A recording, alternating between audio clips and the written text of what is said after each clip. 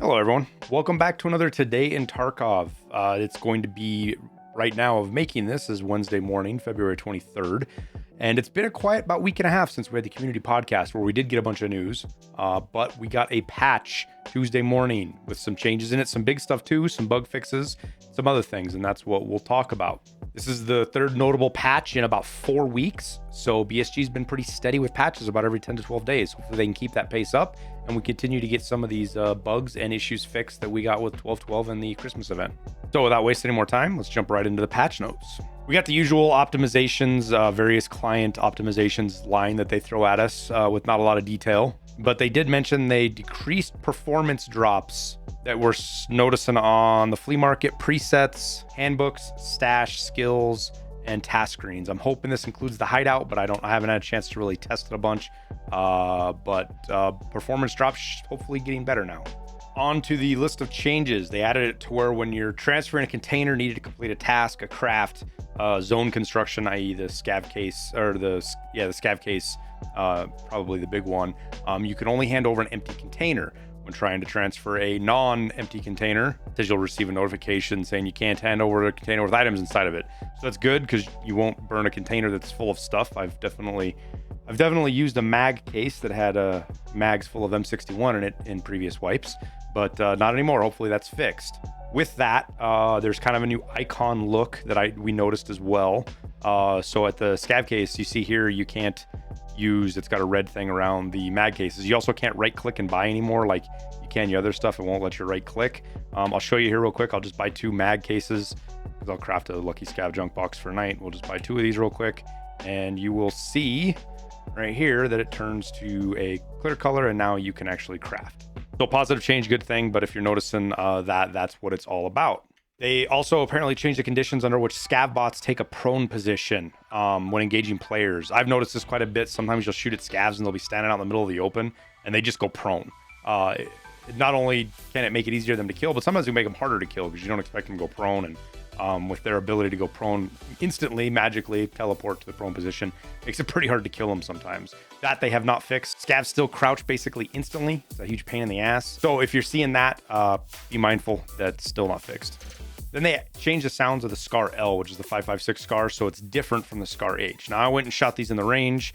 They sound a little bit different, but not much. Here, you can be the judge for yourself.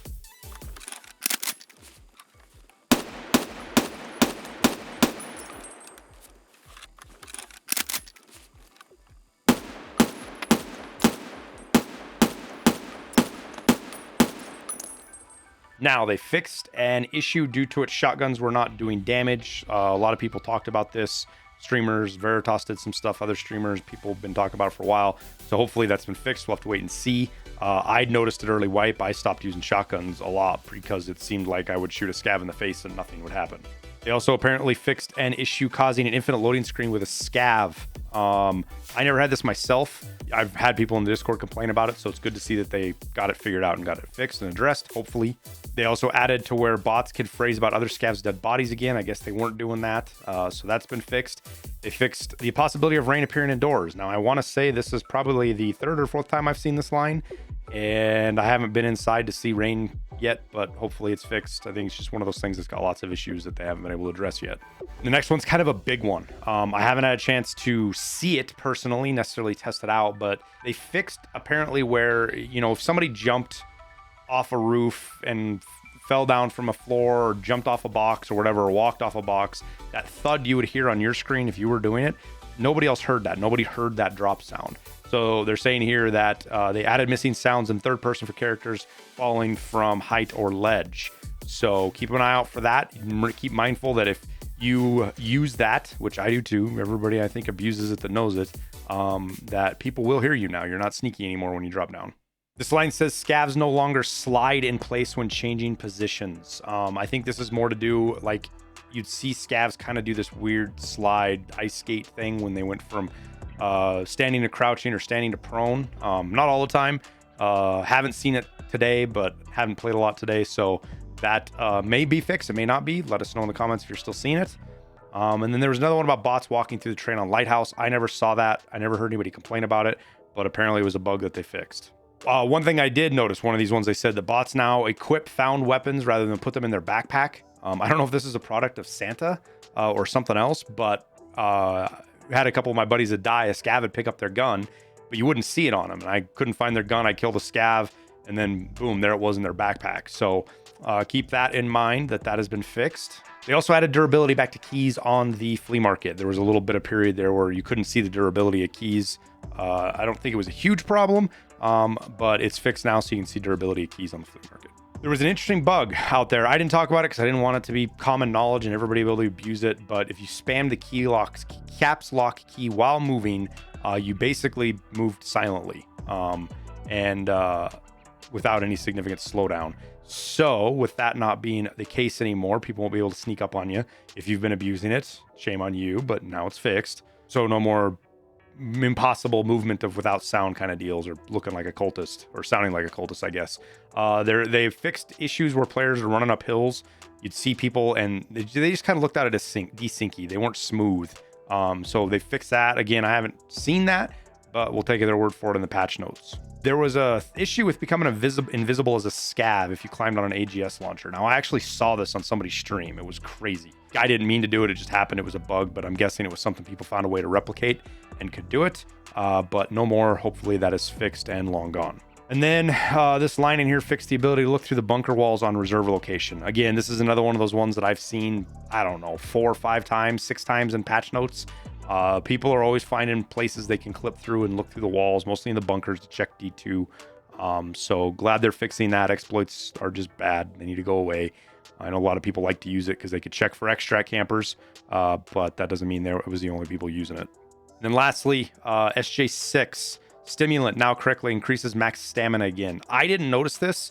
I didn't pay super close attention, but I guess there was a bug with the SJ6 not increasing your max stamina. So it was already worked really well. Every time I did a shoreline run and we were running to resort, I would hit an SJ6 because you can run a lot farther.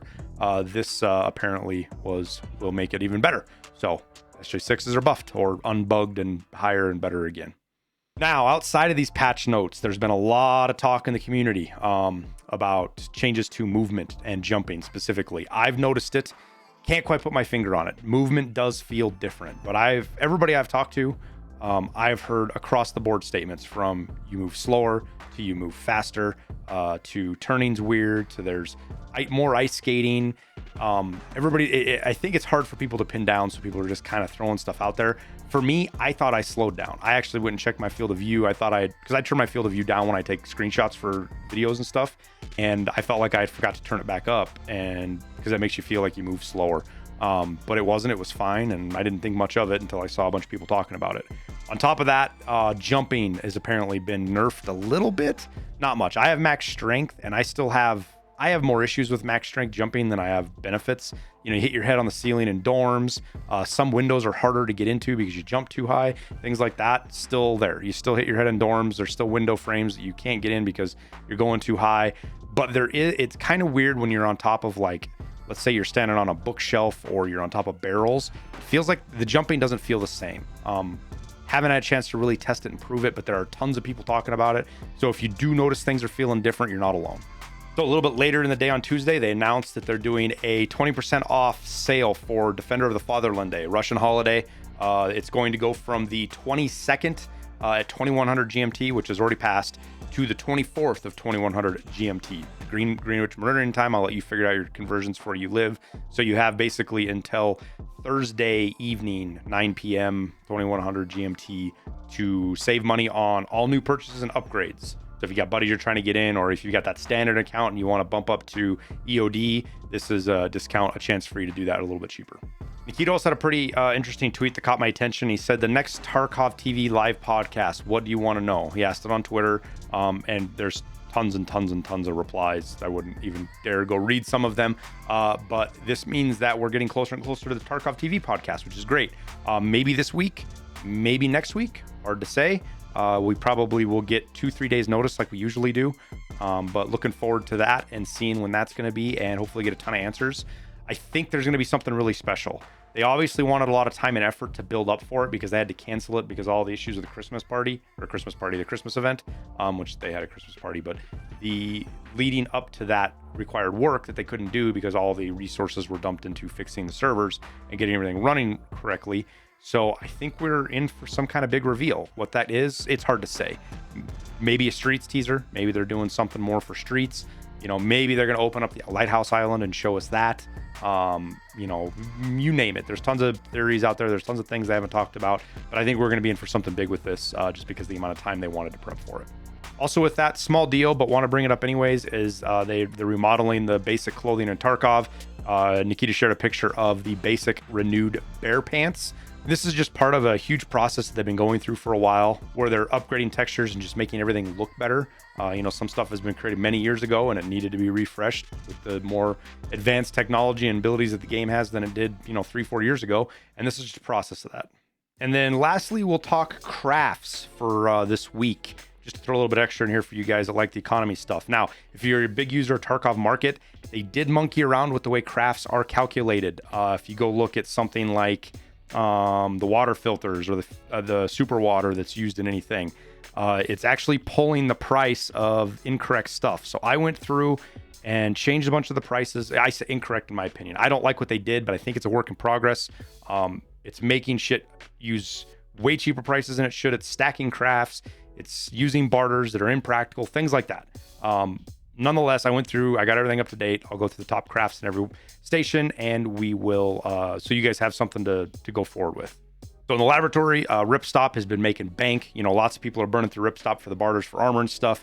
Just get your scav vests. Make sure you barter the scav vests. Get those for less than 10K with the slickers. Easy barter. 3 of those makes 2 Ripstop. Try to sell your Ripstop for 24, 25 if you can. Some people have been reporting 30s if they're really lucky. At the workbench, circuit boards have been the #1 craft. Magnets and Vogs are pretty good too, but circuit boards are my go-to. You know, aim for 9,000 on your screwdrivers, 8,000 on your DVDs, and sell your printed circuit boards for like 15, 16, maybe even 18K. Kind of depends day to day on how many people are listing them, but definitely don't sell them for like that 12, 13 because you don't make as much money. At the med stations, it's pile of meds. Get your augmentin for less than 20K if you can. Bandages and AI2s as cheap as you can. You can get them for like 1,600 off a fence. You can craft them a little bit cheaper in the laboratory as far as the bandages are concerned. And I craft AI2s, and I know it's stacking crafts, but I'm just cycling to level up. You can buy the AI2s off the market. It's not a big deal. Try to sell your pile of meds for about 13,000. You can get 14,000 some afternoons. Push it if you can. You make about 14, 15,000 per hour using pile of meds. Super water, not much to say there. Always be running it. It's silly not to. Making you about 10K an hour. If you're not, covers all your fuel costs. It's a great thing to do. At the nutrition unit, this one's a tough one. You can make slickers, but you got to be careful on buying your components because they do spike. So make sure you're getting your crackers for 13,700 or less. Oat flakes for 16,000, 17,000 or less, and try to get your Alliankas for 40K or less. I've been lucky and been able to get them 37, 38 sometimes, or I just use the ones I find in raid, flea market fees and stuff. Not a big deal to talk about it here, but you don't make much money. So little money that I actually don't even sell mine. I use them to make and turn them into scav vests and turn that into Ripstop. That's my process. You do what works best for you. And then at the Intel Center, intelligence, making great money. It's got a little bit cheaper in the last couple of days. It's going to net you 120, 130,000, depending on your level of your hideout management with your level 3 Intel, you know, how much of a reduction you have. But it is a good craft. I'd cycle that with flash drives back and forth. That's what I'm doing in the Intel Center. And then lastly, the boost generator. You can make money here, but you got to be careful. I use the Jaeger barter, and I use the pile of meds barter with Therapist to get my sugar. I do not buy my sugar unless I get lucky and see it cheaper than 70,000. Otherwise, I'm bartering for it. And then I sell my moonshines in like stacks of 10, a little bit higher because people are buying them for the scav case. And, you know, they don't like clicking one at a time. They see a stack of 10. They'll buy all of them, even if it costs, you know, 5,000, 10,000 more rubles. But that pretty much wraps up the video, guys. That's all for crafting.